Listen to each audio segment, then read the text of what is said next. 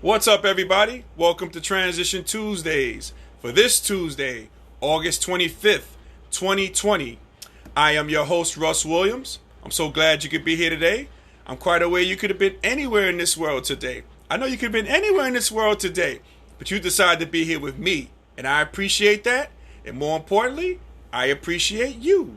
So welcome to Transition Tuesdays, my good friends, on this over hazy, close to 85-degree day here in New York City. So, man, we got a great show planned for you guys today. I got a special guest on the line for us. But before we do that, I always like to state my intentions for the show Transition Tuesdays. And my intentions never change. My intention is to give you the opportunity to laugh, smile, think, and engage in honest conversations about your life's transition. So that's what we do here. And speaking of honest conversations, I have on the hotline, the Transition Tuesdays hotline, I have a special guest. So special guest, are you there? I'm here. All right. So special guest, I'm going to bring you out the right way. So I'm going to read the bio of my special guest. My special guest enters her 5th season with the Manhattan College Lady Jaspers. She's known as a tenacious and a tireless recruiter over her 20 years of coaching experience. That is impressive. Now, since my guest took over the program at Manhattan College in 2016, her teams have earned 22, now count them, 22 MAC All Academic Team selections. That is major. We're going to talk about this, that, and everything here. So, ladies and gentlemen, Transition Army, please help me welcome head basketball coach at Manhattan College, my alma mater, Miss Heather Vulin, to the stage here today. Coach V, what's going on? Hey, Rod. Thanks so much for having me. Oh, no. I appreciate it. Oh, no problem. This is a pleasure having you on, Coach. Yeah, share this energy with me. I love it. Yeah, absolutely. Yes. Yep, you give it back to me. I give it to you. You give it right back. That's great. It's a deal. Perfect.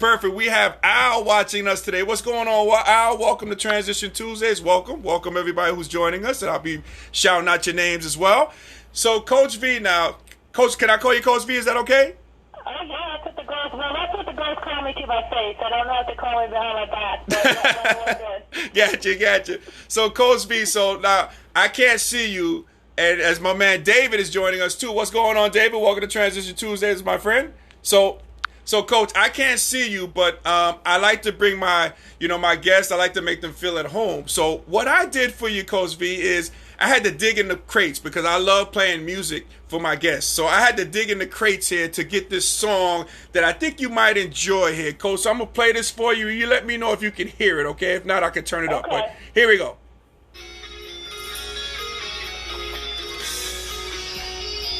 Oh, yes. You can hear that?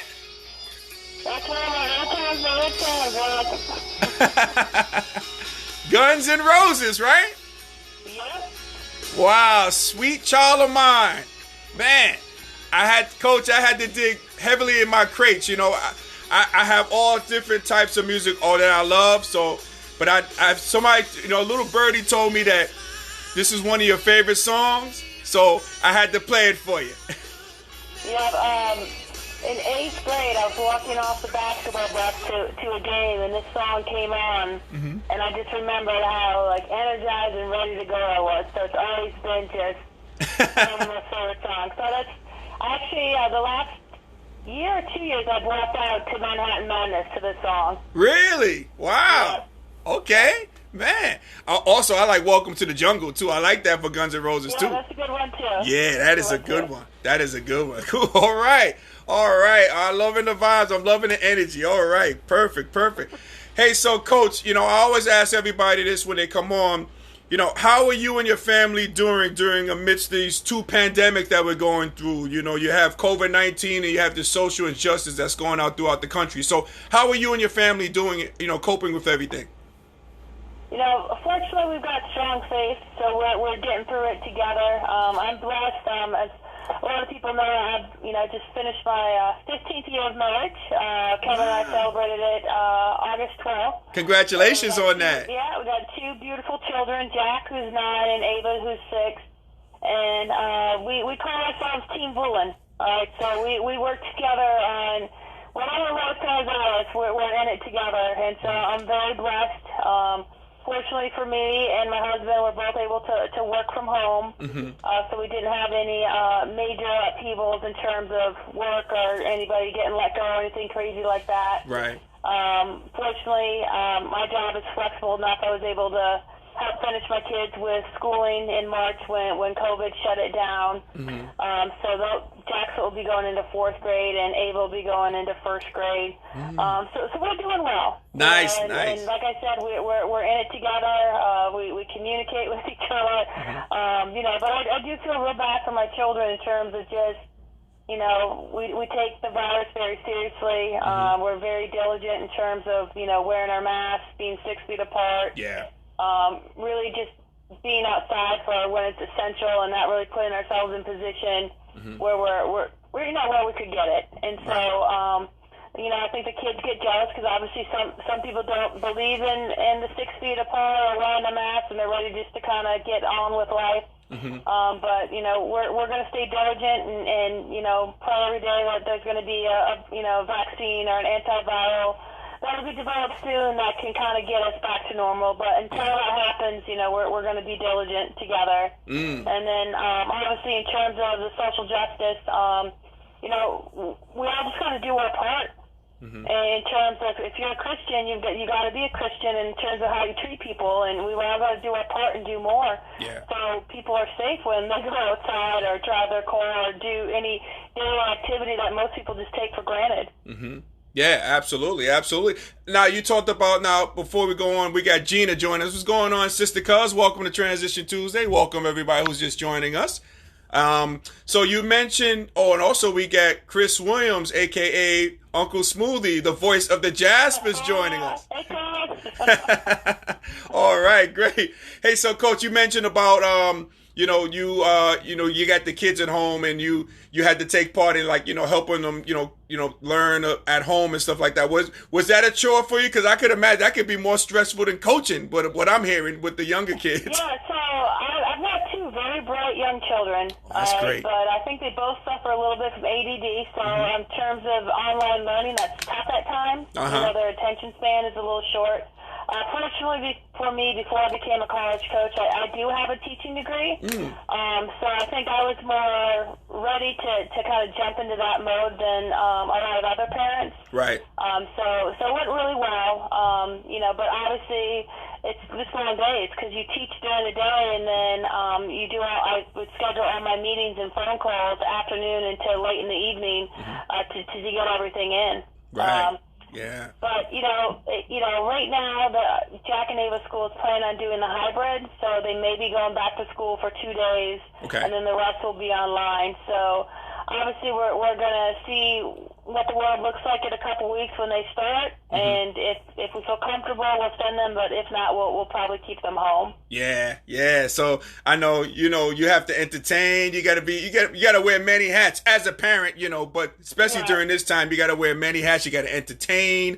You probably playing music and everything, the whole nine. So yeah, you got to wear many hats, not only on the basketball court, but off the court. As family. Yeah. Well, and I'm also fortunate. Like my husband was able to help too. Like he's got a very demanding job too, but.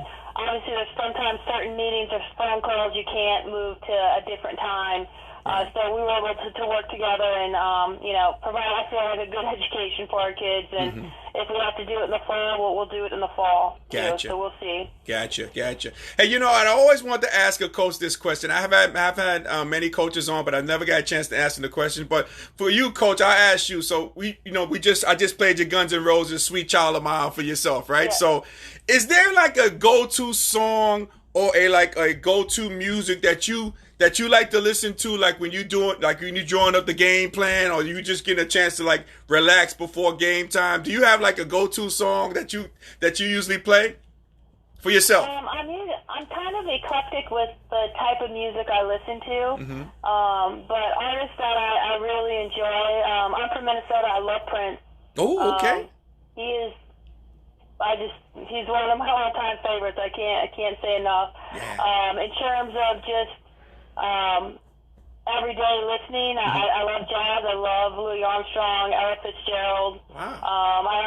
I love country. Okay. I love 90s hip hop. I'm not so much about the stuff that's right now. I'm with you on that, Coach. We're in the same boat. Yeah. So, you'll enjoy this, Russ. So today in our team meeting, right now we're meeting with the girls, once a week, just to really have a check-in and keep them updated about what's going on until school starts, right? We're doing a weekly challenge. And Nyla Pendergrass, one of my senior captains, last week challenged each of us to have a freestyle rap prepared for this morning's meeting. Wow. So, obviously, I'm old and I'm not a rapper, so I actually hired my son, who's 9, to help me write my rap. Oh. And I think it went over well. And so I did it. All the staff, all the players had their own unique rap that they had to share with the team. And it was one of the most enjoyable team meetings I've ever been a part of. Just to see the originality, the fun, the fat. Because some were just fun and some were thoughtful. Like, it was really cool. But it's such a special group, and I just told Nyla that was such a creative and fun idea. Her weekly challenge, so I enjoyed it. Now, so Coach, is there any way you can spit some bars with us today? Do you remember? No. This is messed up. Right? So I went first. I was the sacrificial lamb. Right? Okay, right. And I could tell other people were nervous. I'm like, fine, I'll go first, okay? Right. So I do it, and everyone's cheering and clapping, right? And then half the people said they couldn't hear me, so I had to do it twice. Oh, man.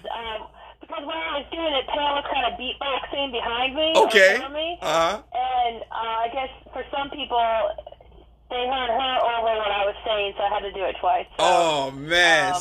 But it was great. It was really, Nyla was tremendous. Oh, my gosh. Hers was tremendous. Wow. So I should tell her she should post it. Oh, that's good. But they're all really, really good. It's just, I'm just really blessed, just surrounded by some really super talented, intelligent, and bright and dynamic young women. Like they're gonna take over the world. I'm really blessed to work with them. That is great. You got Chris, and now Chris says this team has great chemistry. He loves them. So that's coming from the voice of the Jaspers. I know. We miss Chris so much. I just need you to know that. Yeah, I know. He spoiled us our first couple years, and now he's living the life in Florida. I know. With his beautiful wife, they look so happy, so I'm super happy for Chris. Yeah, absolutely. You mentioned a couple of things. I know you said you're a big Prince fan, and I know what I watched in Dave Chappelle's show back in the day, they say Prince was a great basketball player too, what I hear. I heard he had some skills. Really? Yep. He had some skills in those high heels. Yeah. He was legit. I still remember the day he died. That was heartbreaking. Yeah, I remember that too. And, I know, and you talked about, how you guys are doing the rapping stuff for your team. I remember when I was at Manhattan College, one thing that Coach Lapis did, who's my coach there, each player, like every 4 years, you had to do it at least one time. So we used to have like pregame meals, right? And so at least one player had to do it. Players, managers, and coaches, you had to do it at least one time in your career. You had to sing in front of everybody. You could do a rap or you could do an actual song, but you had to sing in front of everybody. Yep. So everybody had to do it at least one time in their career. So that was pretty interesting. Do you remember that song you did? Yes, I sang Earth Angel. Okay.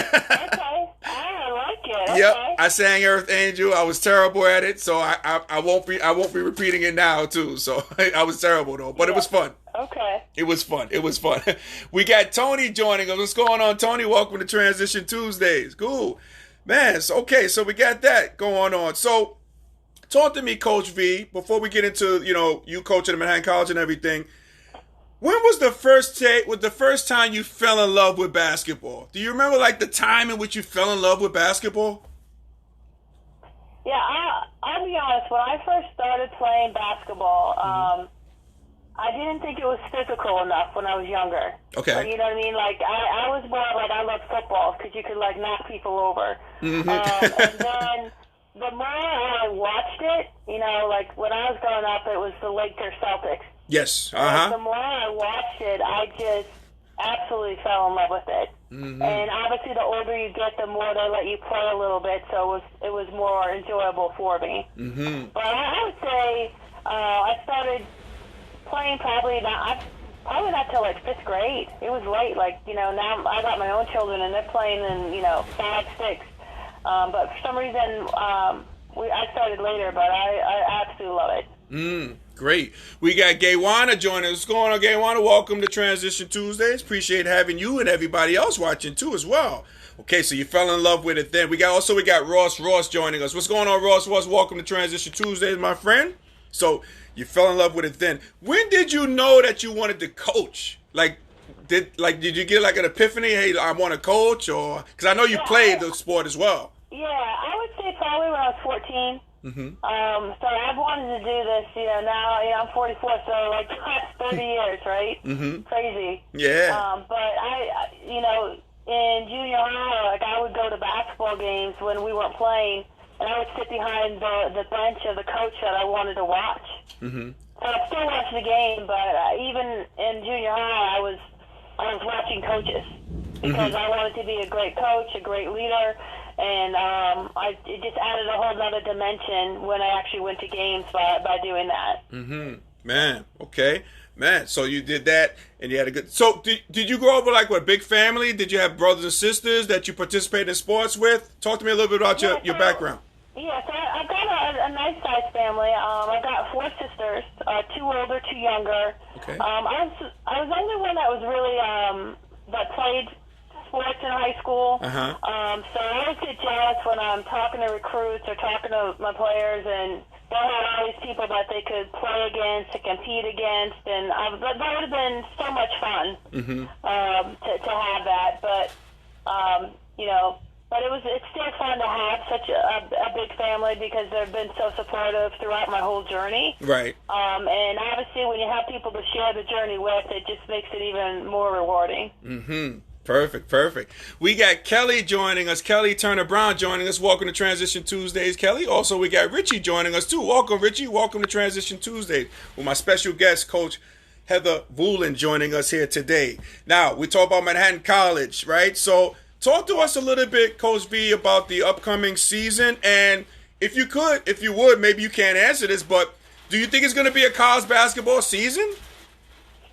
So, first off, if we have a season, I think we're going to have a really great team. Okay. My first class that I brought in are finally seniors. So Courtney's group, okay, they're all here, 5 of them. Plus we had Gabby, who's going to be taking a 5th year because she took a medical red shirt the year she tore ACL. Oh, she'll be back. Okay, great. All right. So Gabby will be back, and then Pam will be doing a 5th year because she was a walk-on, so she didn't play her first year, so she still has 1 year of eligibility left. So I call them the Super 7. Okay. My 7 seniors are actually all captains for me too. My Super 7. So that's a special group. Plus we got Emily LaPointe, who's reigning MAC unanimous Rookie of the Year. Wow. Okay. We have Dee Dee Davis, who was Rookie of the All-Rookie player her freshman year. Okay. But I don't know if you guys remember, but she tore her ACL with 6 games to go during her freshman campaign. And I feel like if she hadn't torn it and missed that many games, she would have been Rookie of the Year. But being a major award, I feel that took her out of the voting to get it. Right. So have both those 2 girls back, and they're only sophomores. Wow. So that's super, super exciting. We've got a really talented freshman class coming in, and just a really overall talented group. Yeah, so I'm ready to go. They're ready to go. Now, from what I've been hearing from the MAC and from the NCAA, there's going to be a number of meetings these next couple weeks between Men's Basketball Oversight Committee, Women's Basketball Oversight Committee, the NCAA, everybody's meeting. Okay. And by September 16th, they're going to give us a start date. Okay. So the 4 options would be either the normal November 10th, then I think it's November 24th, right before Thanksgiving, okay, or December 4th, the week after Thanksgiving or just starting in January. Okay, good. So it looks like you're probably just gonna have like MAC games, right? You probably won't be traveling or doing other like playing out. So right now, like I feel the first thing that will go will be the non-conference. Yeah. And then, or if we do have non-conference, it'll be a much shortened schedule for non-conference. Okay. And then, but obviously everybody wants to try to protect their conference seasons because then that's how we get our automatic qualifier to get to the tournament and everything. So it'll be interesting because right now we do 8 hours a week till 42 days before our first game. So it's really important for us to know when our start date is projected to be because that changes how we prepare and what we do with our practice time. Definitely. We got Chris, the voice of the Jaspers. He says this team will be fun to watch. There's a lot of firepower on both ends of the floor. Super talented. So that's coming from the voice. Okay. Yeah, well, what I'm excited about is, I thought we've had talent the last couple of years, but now we have experience. And I think in this league especially, experience wins championships. You look at the last few MAC champions out of the women's side, and a lot of the winners have been, senior-dominated teams. Right. So we're ready to go. And I just keep telling the girls, like, listen, I know it's like we're on this boat, okay, and COVID is like the ocean that we're on, okay, and it's rocky, we're going up and down, and sometimes it feels like we're getting knocked off the boat because we get bad news or whatever, but whatever happens, at the other side, we're going to be gunning to win that trophy. So we're going to just have to be flexible and understand that things are fluid right now, and we've got to roll with it. Yeah, definitely. And Coach, like I haven't had a chance to tell you, but I'll tell the listening audience. Not only am I impressed with you as a coach, your X's and O's and how your players perform for you and they go all out. I was looking, especially when this, the Black Lives Matter movement, when the George Floyd, the death of George Floyd. Yeah. I have to really applaud you, Coach, because you guys as a team, I'm just saying generic guys, but as a team, how you took the bull by the horns and your team made that video that I posted on my page about the Black Lives Matter movement. But you guys were the first ones to move on that in the Manhattan College community. What inspired you guys to do that? Because I was really impressed by that. Well, like we've already talked about a little bit, like I think I'm really blessed with a really dynamic group. And one of the things I try to tell my team and the kids that I recruit and the parents that I work with is I'm trying to empower women on and off the court. Right. Like that's what it's about. Like I get 4 years to really make a difference with each of my players in terms of obviously their skill level on the court, but also just preparing them to be leaders when they leave. So I was really impressed with this group. They're like I said, they're just a dynamic, really talented group, and obviously, social justice is something that's really important to our team. Since I've been here, we've had an anti-gun, anti-violence game. We've had the first Pride game at Manhattan College. Wow. So we've done a few things already. But obviously, with how horrific George Floyd's murder was, that's just something you can't sweep under the rug or just say, oh, that's terrible. No, that's horrible. Yeah. And I'm just really proud of the group that they were able to express themselves and want to be part of the change. So right now, besides doing the videos, we also have 100% participation for voter registration. Oh, that's for the super. upcoming election. We're working to help get other teams on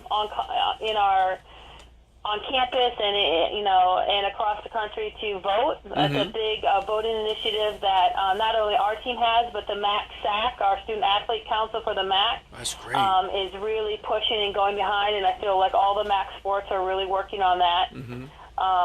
So they're, and the MAC too, I don't know if you saw the press release last week. I think they put it out Thursday. We're really trying to make to use our platform and not just like do a check the box, like, oh, we did one game or we did this and that covers it. Right. We want to make sure that it's an all-encompassing, overwhelming show of support for social justice and for our student athletes and for our coaches and administrators in the league to just show our support. So some of the great things we're doing this year is we're going to have Black Lives Matter patches on all the uniforms. Oh, that's great. All the coaches will and support staff will have Black Lives Matter pins. The shooting shirts can be used like how the WNBA and the NBA are trying to bring awareness to Black Lives Matter and social justice. We can do that with our shooting shirts this year. We're looking to have a Martin Luther King Jr. game around his birthday, which will be all MAC games playing against each other, giving recognition. We're going to be doing an education day where normally the education day was more focused on maybe like nutrition and the importance of participating in sports. But we're going to be celebrating Black history and raising awareness on that and sharing that. And then we also, the MAC SAC, which is kind of like the student council for our student athletes, they're going to have each team or each school in the league is going to have a social justice extension of the SAC council. Wow. And that can work together and make sure that initiatives that need to be done on individual campuses are getting done. That is great. So, Coach, I applaud you on that. That is great. That's making a difference, like on and off the basketball court. And there are things that we try to explain to the MAC and to the presidents and the ADs where these are things that we can do every year. Yeah. Like, this isn't just like, oh, let's do it this year and then next year everything's back to normal, because things should never be normal. If that was normal, it wasn't all right. Right, correct. So I've got to applaud, the MAC and our MAC administrators, our MAC presidents and ADs, but they've been really supportive of all the initiatives that we have brought forth. Okay, man, that is great. That is great. And Coach, you talked about recruiting. Like, so what are some of the recruiting challenges have been for you due to COVID-19? Because I would imagine it's the whole new ball game of recruiting now since the COVID-19, correct? Yeah, so first off, COVID wiped out the major recruiting times. I know for women's basketball, but I also think for men's basketball too. So normally in the spring we have two big like AAU weekends that we can go out. Like there's one in April and one in May. Both of those got wiped out. We couldn't go watch kids play live. Then we have a huge recruiting cycle in July where we go evaluate. And there were still teams playing in July, but we weren't obviously allowed to go watch them live. Right. So it definitely changed our ability to live scout. So I definitely think it put kids that we hadn't already seen at a disadvantage. Okay. Because the kids that we've seen, once you've seen them once and then you watch them on film, you have a good feel of athletically what they're doing. But it's the kids that unless that new kid is playing against someone that you already know kind of athletically what they're capable of doing, it's kind of harder to judge. Yeah. So that made it difficult. And then I feel awful for like our rising seniors, the 21 class. Yeah. Because a lot of those kids usually start doing their visits, the spring after their junior year. Okay. Some especially some of the higher level kids will start early as their freshman year and really start getting the process going. But a lot of like the kids that are good, but they're not, kind of on that bubble, may wait. And now that they waited, they haven't been able to go on campus. So some of these 21s are making verbal commitments to schools they've never actually set foot on campus to. Man. And one of the issues this class is having, and I feel awful for them, and we talked about it briefly before, there's a possibility we don't have a season this year.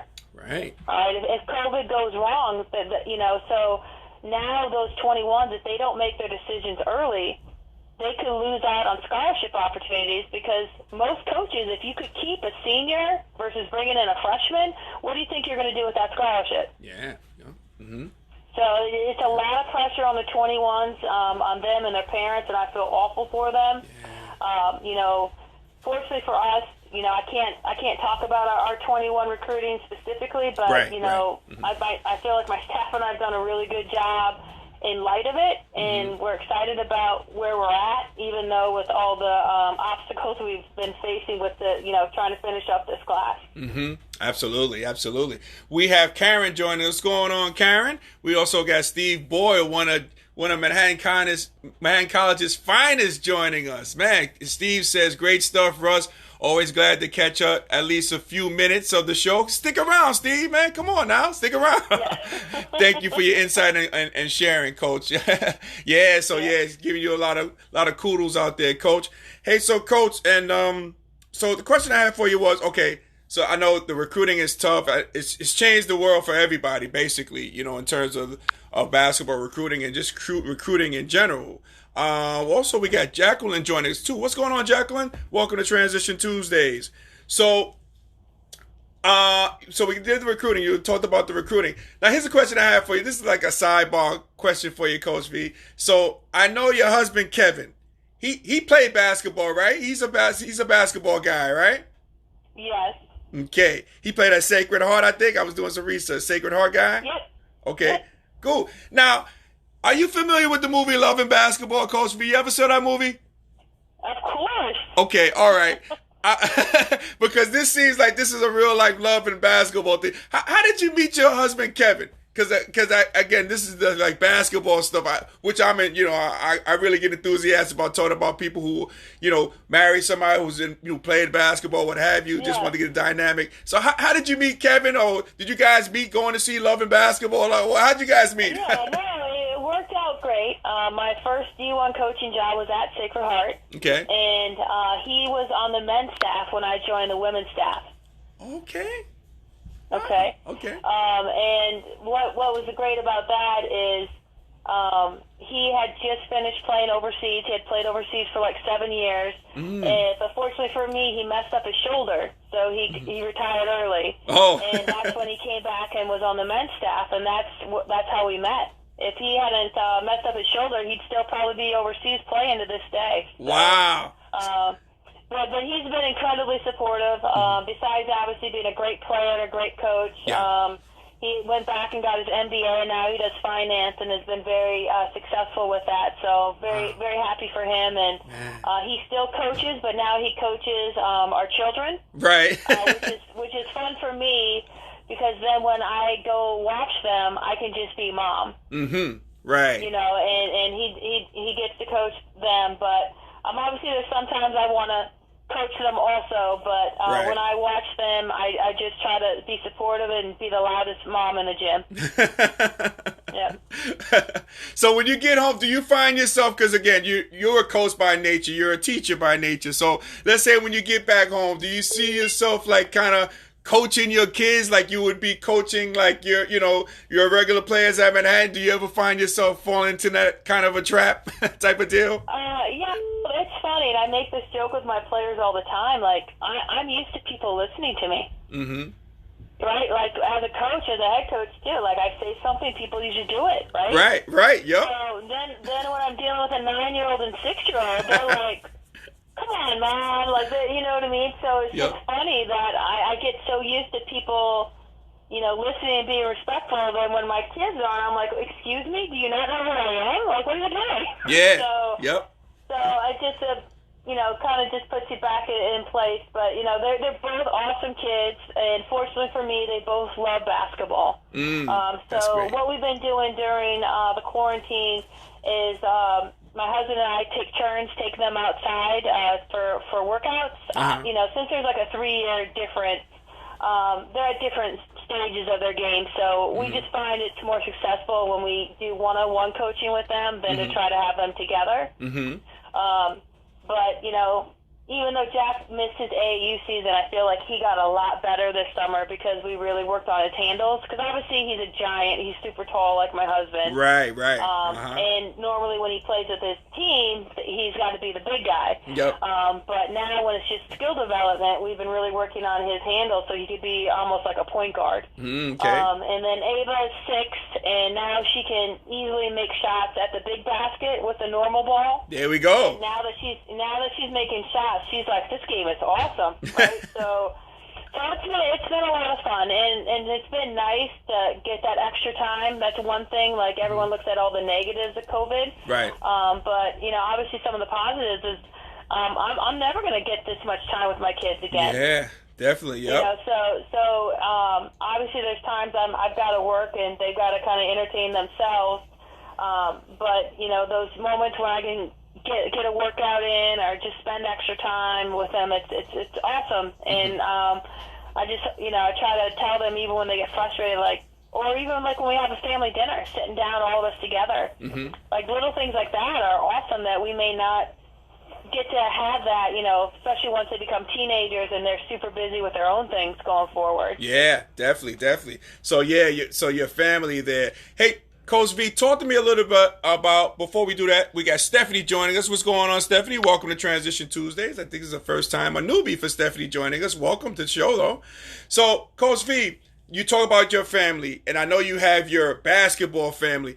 Talk to me a little bit about your coaching staff, because, again, I love your coaching staff. You guys coach with heart.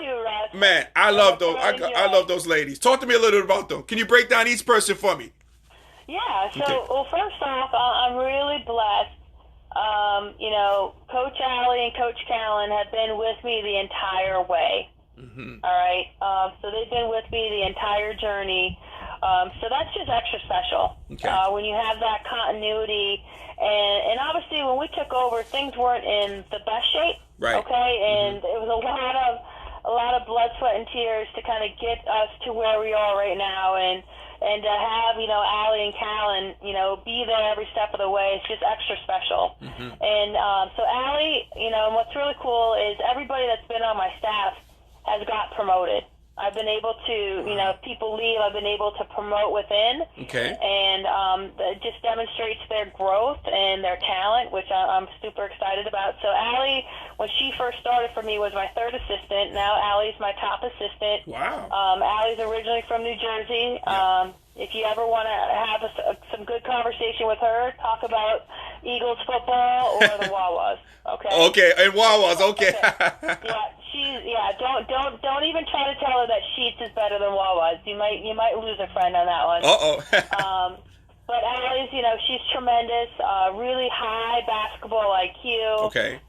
Really good in terms of working with our players on skill development.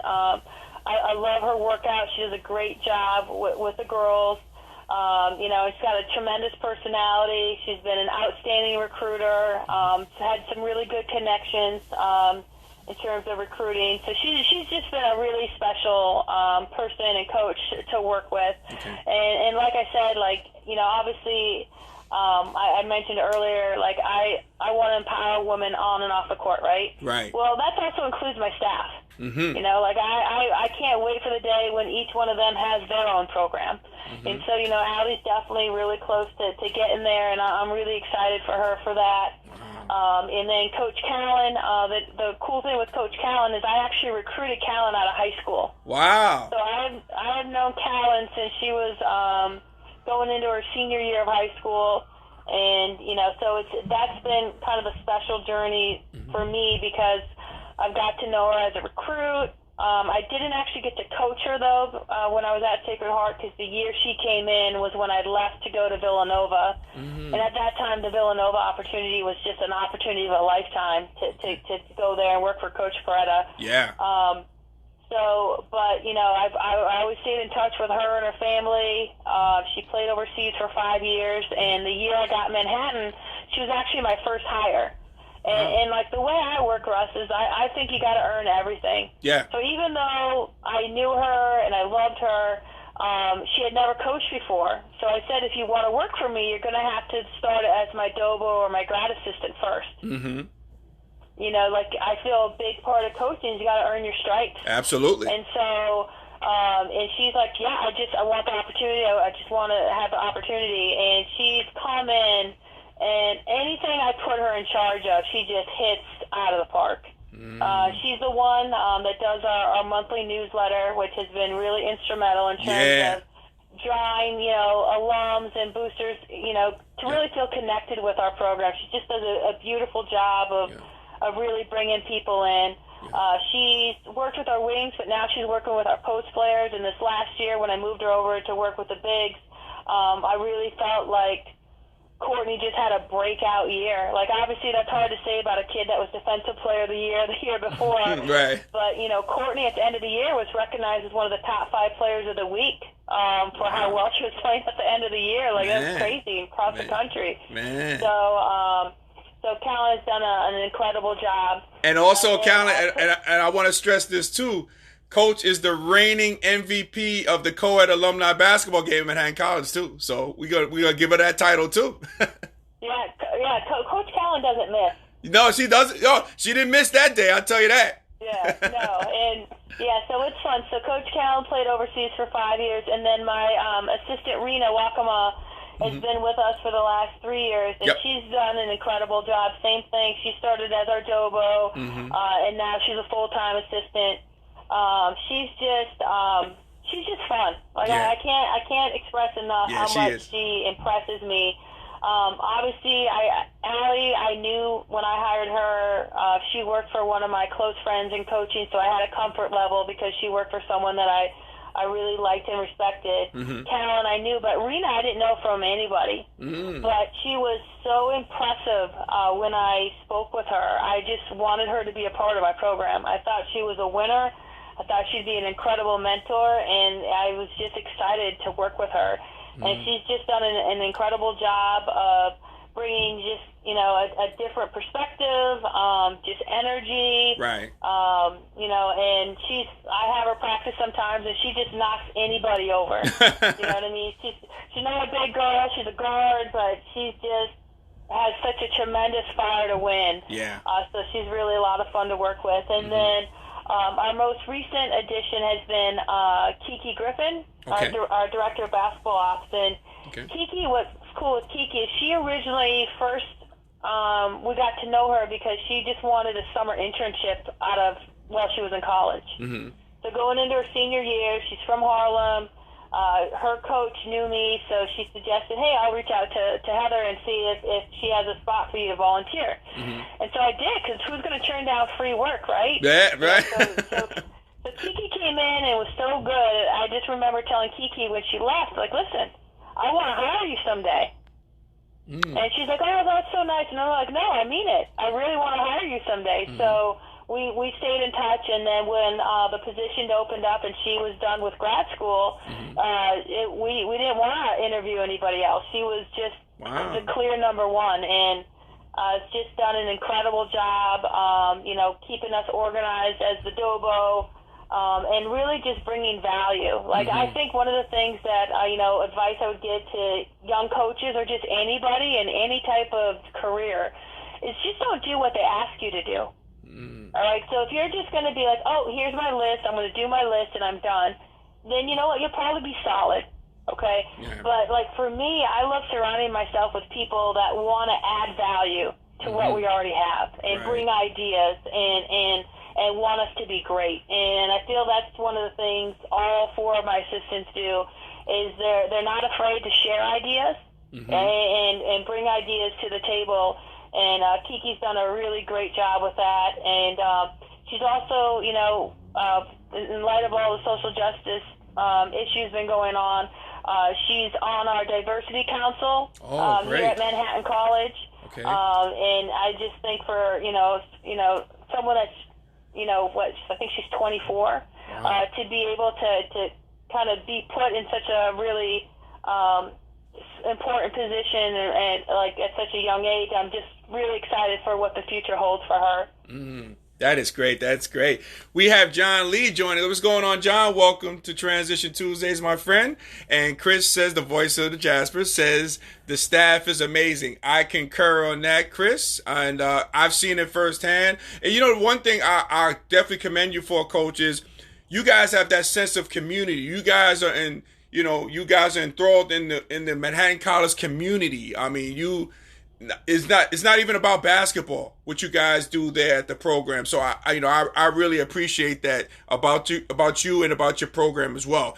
Hey, so Coach V, I got one last question for you, and I really appreciate you taking the time of your busy schedule to visit us here on Transition Tuesdays. But here's the question I have for you there, Coach. What are the biggest life lessons you pass on to your players before they graduate Manhattan College? I think the most important thing I try to get across is, to me, approach is everything.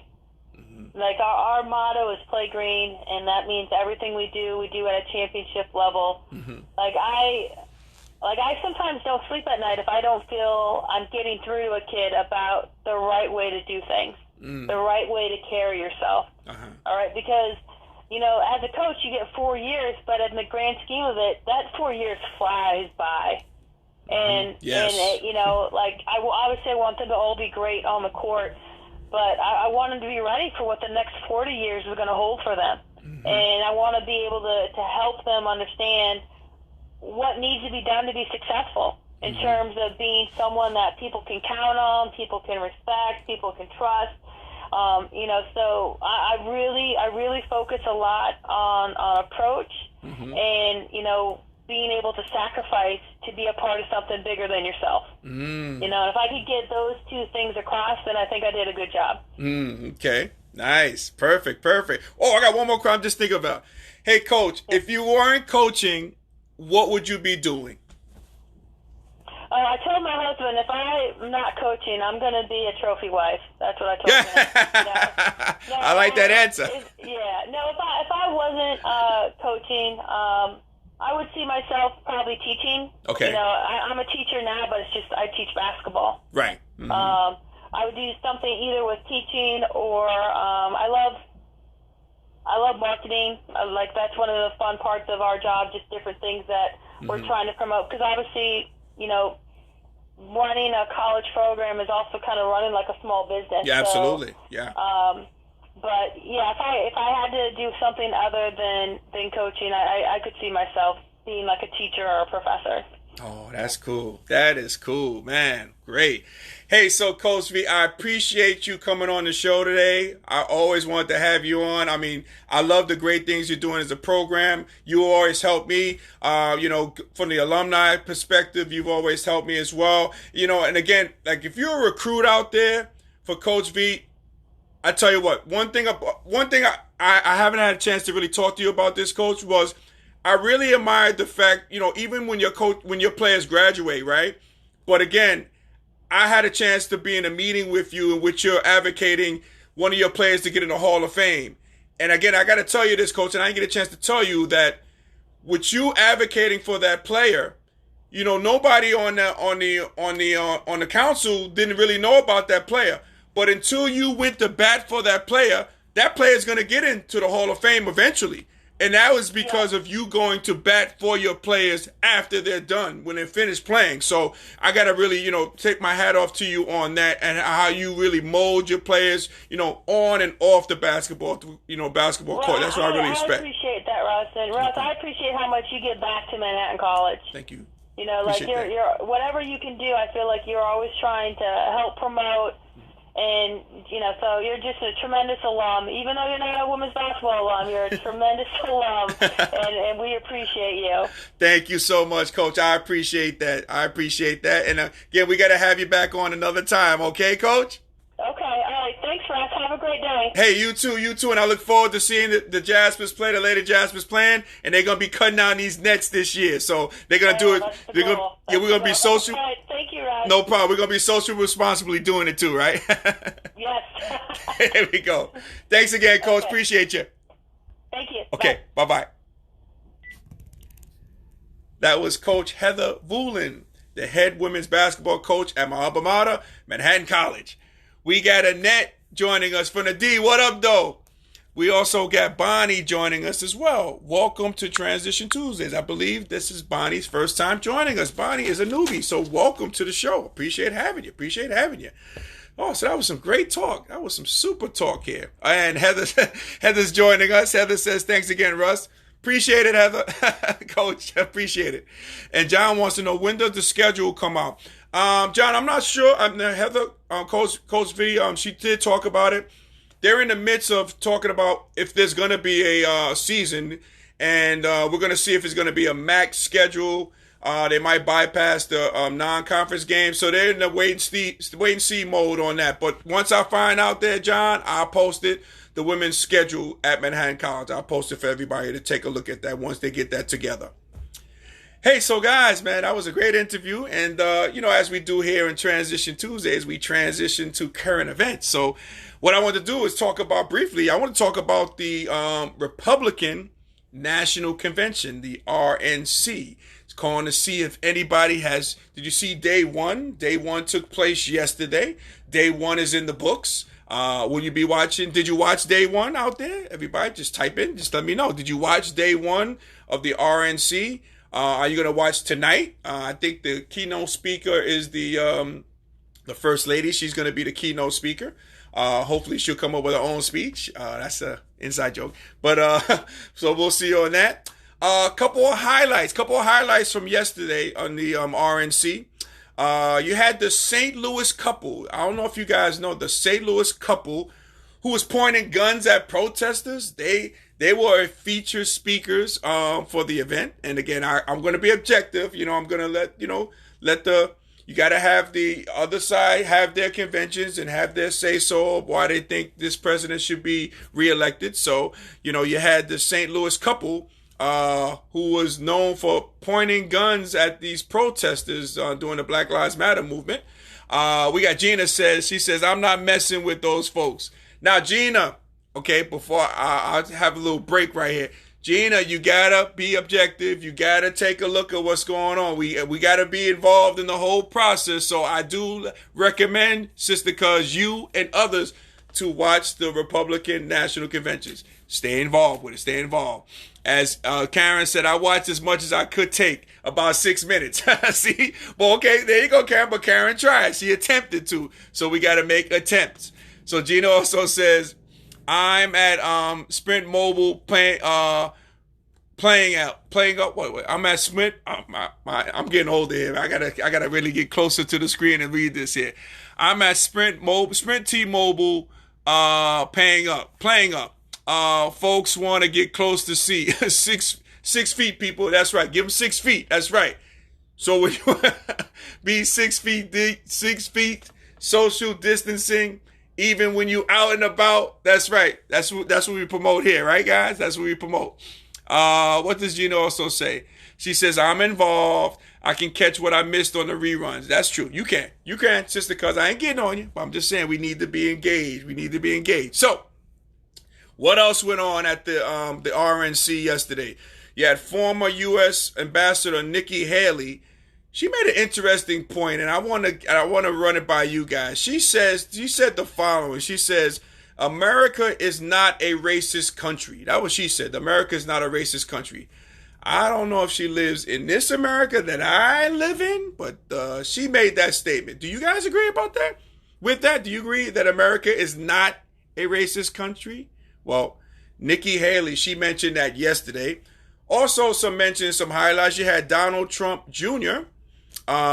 He talked about how Biden wants to defund the police. So he's been on that, stoop talking about that. And you also had the South Carolina Senator Tim Scott. He talked about how if you have a Biden and Harris wants a cultural revolution. I don't see what's wrong with that, but that's what he said. There. So he was the keynote speaker, and he talked about he went from cotton to Congress. That was his main deal that he was talking about, from cotton to Congress. And I don't know, the way he was speaking yesterday, maybe he might be going back to cotton, but I digress. I don't know. But hey, look, let's just say this. another theme of the night, and a big theme of the night was how a lot of speakers were saying like the United States is doomed if Biden is elected. I mean, that has been the echo point of it. They're saying like the United States is doomed if Biden is elected. But I want to get your thoughts on it. What do you guys think of the election? Of the Republican National Convention? Have you been watching it? Are you satisfied with the speech, with the tone of it thus far on day one? And will you be tuning in tonight? I want to know about that. And I will have a little sidebar conversation I want to share and ask everybody out there. This QAnon phenomenon, this conspiracy theory about QAnon. I'm not sure if most people don't know about this, but I believe it's like, is it trafficking, sexual trafficking? Talk about cannibalism. So I want to know out there, first of all, is anybody out there, can you explain to me or give me a good definition what QAnon is? And do you believe in it? That's the question I have. Do you believe in this? Because, I mean, this has been a conspiracy theory that's been floated out there. You know, they said prominent people like, Hillary Clinton, they say, is part of QAnon. President Barack Obama, they're saying is part of QAnon. Oprah Winfrey, they're saying is part of QAnon. They said Jay-Z is part of QAnon. This sexual trafficking and cannibalism, drinking the blood of babies, I think I've been hearing. But, man, I don't know about this. Have you guys heard about this QAnon thing? This, and I did, one thing I do notice about QAnon is, especially during this president's rallies, when he had them and stuff like that, a lot of people have these Q shirts.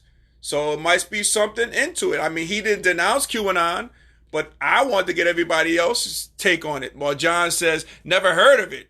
John said, but he's laughing out loud. So, John, obviously you've heard of it. But, yeah, I just don't know. I mean, this can be a part of an election, like it could be a distraction or it could be a component of it. I don't know. It could be a conspiracy theory about it. I mean, are you guys good with the people they mentioning? Like, who might be involved with QAnon?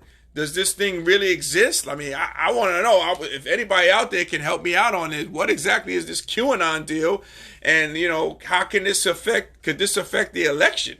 I just want to know about that. I'm just curious about it. Just throwing it out as a sidebar conversation. QAnon, what the hell is it about? I would like to know. I would definitely like to know. Hey, so let's do this, guys. I want to transition to another topic, which is a distressing topic, especially we're talking about today, which is August 25th. We talk about 3 months to the day of the George Floyd shooting.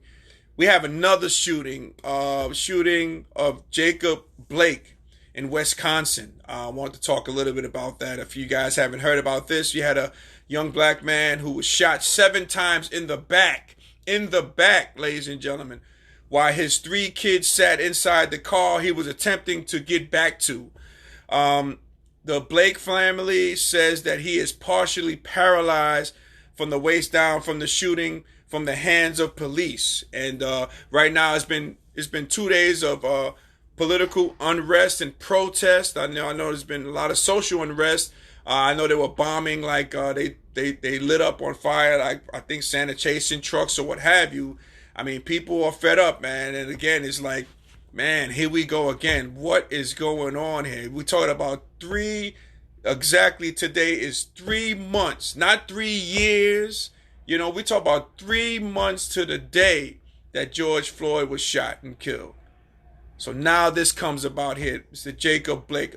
Unfortunately, thank God he didn't die from this. But just imagine 7 times to the back, shot in his back 7 times. And the distressing thing about that is, not only is he going to be traumatized from that, you got to think about the trauma that his kids had while watching this in the car. And I noticed it was one young girl, she had like black and I think it was like silver on. You could see her like hysterically crying. So you talk about another traumatic effect that she's going to have to deal with. And again, it's going to be about the trauma that we as black people deal with on a regular basis. So this has been this is just crazy, man. Okay, this is just nuts. It's just hard to just even talk about these things. I hear the NBA players talk about. I heard LeBron James talk about how, black people are scared, man. We're scared. We're terrified. We're seeing these things, come across our screens. The difference is now we're seeing this live on TV. We're seeing us on TV. This is like distressing and disheartening. And it brings me to a question my mom asked me. She says, Russ, when do you think police are going to stop shooting unarmed black people? When do you think this is going to happen? And I really had to really sit back and give this some thought on this, before I answered my mom, but I gave it some thought and I want to get everybody else's take on it. I think we're not going to see this shooting of unarmed black people, black and brown people in this country, until they do something of importance to these police officers to cause a deterrent, to let them know you can't get away with this. Because right now, we haven't even gotten an arrest for Breonna Taylor, for her killers, for her killing. We haven't got one arrest from that. You get this, you got the George Floyd deal. These people have to be prosecuted to the utmost. So until we get some harsh penalties on these police officers, it's going to be status quo out here.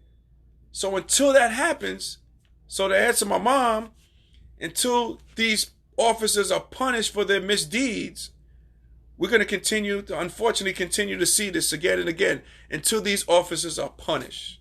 And that's the real deal on that. Karen says, what will it take to stop this? Again, Karen, that's what I believe. Until these police officers are punished, to cause as a deterrent, to let police officers know you cannot get away with this. Because right now these police officers are shooting black people and they're going on vacation. Some are getting fired. Some are doing desk duties. It's not causing a deterrent. So we're going to keep seeing it. So unless we see a deterrent, unless we see some people punished to the utmost extent of the law, letting them know that you can't get away with this, we're going to continue to see this. And that's disheartening.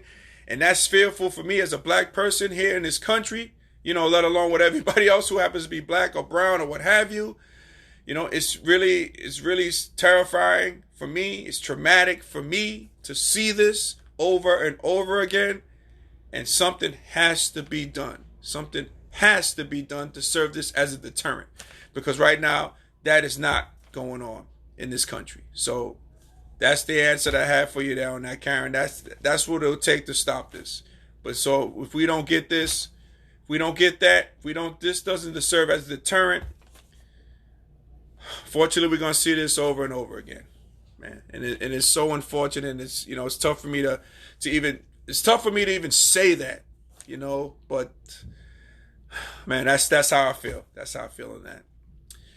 Hey, so ladies and gentlemen, if, and again, I hate to end it on a depressing note, but like I always say, guys, if I was able to make you laugh, smile, or think throughout this broadcast, my good friends, you have accomplished something major today. So celebrate your victory. Celebrate the victory of breathing. I mean, we gotta even talk about that.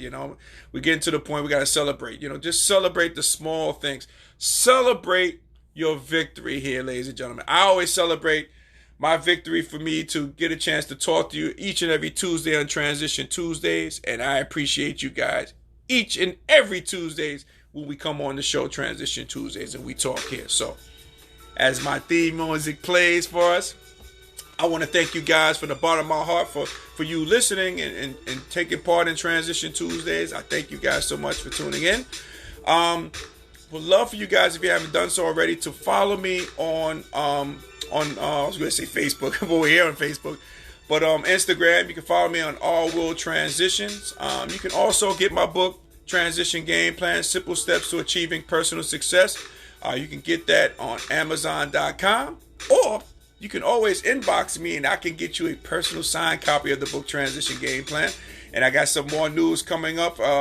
Some future things I'm going to be making an announcement. So stay tuned on that. I got some exciting things going on. So I can't wait to come to you guys, to talk to you guys about that here on Transition Tuesdays. Can't wait to do that. We're going to get that done too. And if you missed these episodes here on Transition Tuesdays, I also have a YouTube channel called Transition Tuesdays. You can catch the episodes. I post them there as well. So before we leave, again, I want to thank Coach Heather Vulin coming on the show. She was very informative, and hopefully have a season. Hopefully the Lady Jays will be cutting down the nets this year. And they're going to be doing it socially responsibly as well, too, when they cut down these nets. So, again, thank you, Coach V, for joining us. I really appreciate you coming on today. And like I always say in parting, ladies and gentlemen, happy transitioning. We'll talk to you real soon. Take care, everybody. Be safe. Make sure you check out the RNC. Take a look at it. Give it a chance. Take a look at it. See what's going on. Be involved in the voting process. And make sure we go vote on November 3rd. Take care, everybody.